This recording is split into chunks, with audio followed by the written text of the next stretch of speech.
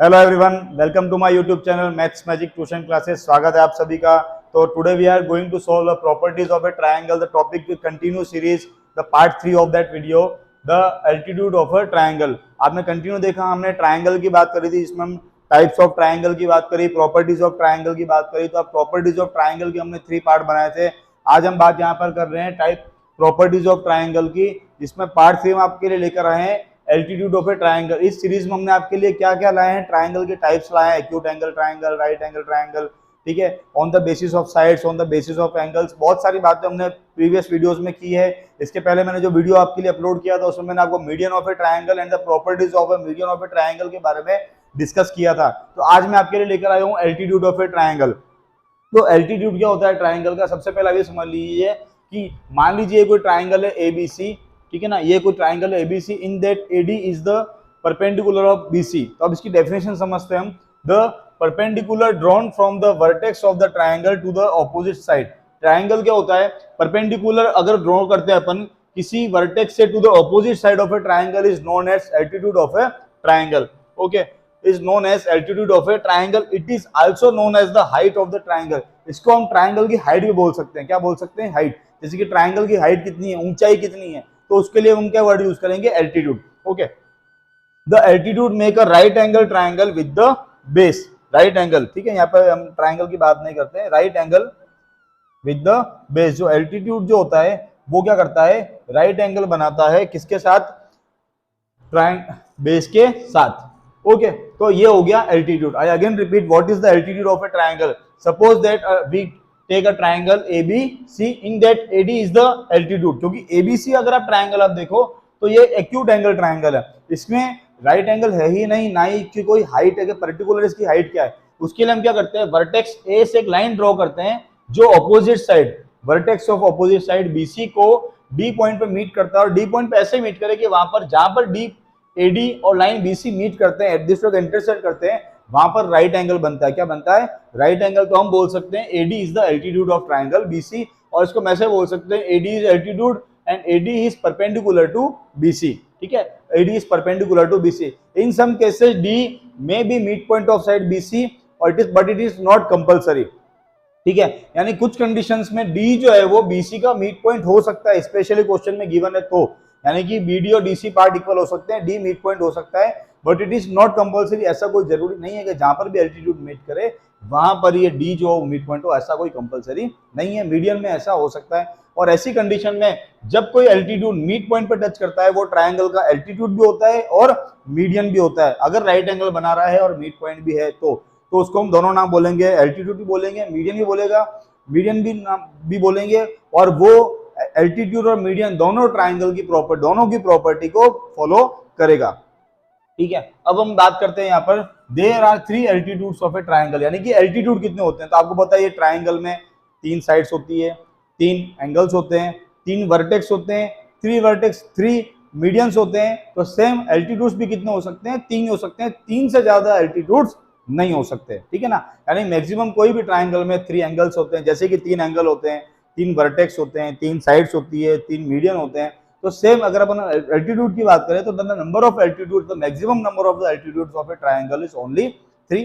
3 से ज्यादा एल्टीट्यूड यहाँ पर नहीं हो सकते। ठीक है, depending on the type of a triangle the altitude can lie inside और आउटसाइड द ट्रायंगल। ठीक है ना, अब ये ट्रायंगल की प्रॉपर्टी पर डिपेंड करता है कि ट्रायंगल कौन सा टाइप का है। ठीक है ना, अगर तो क्या होगा, अगर एल्टीट्यूड जो बनेगा वो कभी कभी तो ट्रायंगल, जैसे इसके अंदर देखो एल्टीट्यूड क्या बन रहा है, अंदर बन रहा है, लेकिन इन सम स्पेशल कंडीशंस ट्रायंगल का जो एल्टीट्यूड होता है वो क्या बनता है? आउटसाइड ऑफ द ट्रायंगल बनता है। मैं आपको भी एक ट्रायंगल का फिगर भी बना के बताऊंगा जिसमें एल्टीट्यूड जो होगा वो आउटसाइड ऑफ द ट्रायंगल बनेगा, not inside of the triangle.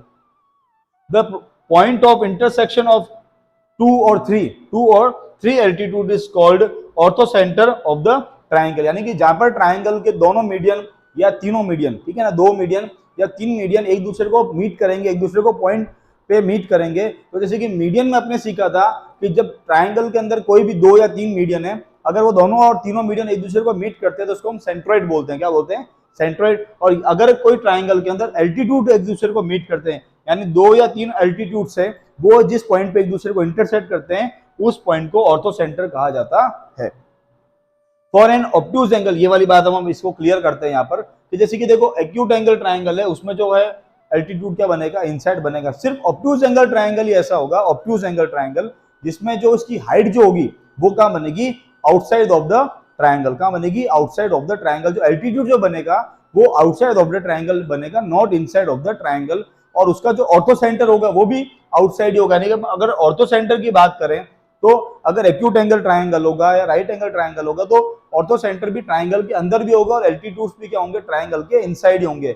लेकिन राइट एंगल ट्राइंगल में तो ऑलरेडी हमको राइट एंगल मिल ही जाता है, एल्टीट्यूड मिल ही जाता है, उसमें तो हाइट होती है, ठीक है ना। बात आती है ऑब्ट्यूज एंगल ट्राइंगल की, तो जब हम ऑब्ट्यूज एंगल ट्राइंगल बनाते हैं तो उसमें एल्टीट्यूड भी क्या होता है, आउटसाइड ऑफ द ट्राइंगल होता है, और सेम ऑर्थो सेंटर भी जो होता है, जहां पर 2 और 3 जो एल्टीट्यूड से जो मीट करने वाला, जो इंटरसेक्ट करते हैं, वो भी क्या होता है, आउटसाइड ऑफ द ट्राइंगल ही होता है।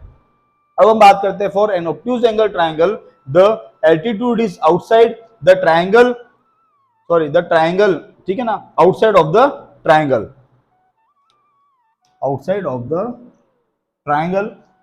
The base is extend and then a perpendicular is drawn from the opposite vertex to the base। मैं आपको बना के बताता हूं।